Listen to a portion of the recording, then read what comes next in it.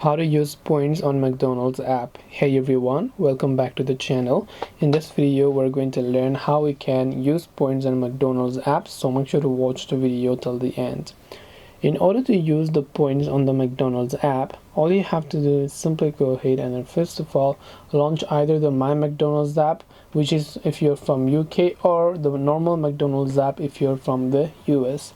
And once you do that, if you look at the bottom, you'll find this option that is rewards and deals. So all you have to do is simply tap on the rewards and deals option over here, and then you can continue with your Apple ID or other forms of login method that you have, and from there on you'll be able to see your existing points and you'll be able to order using your points. This way you can use McDonald's points.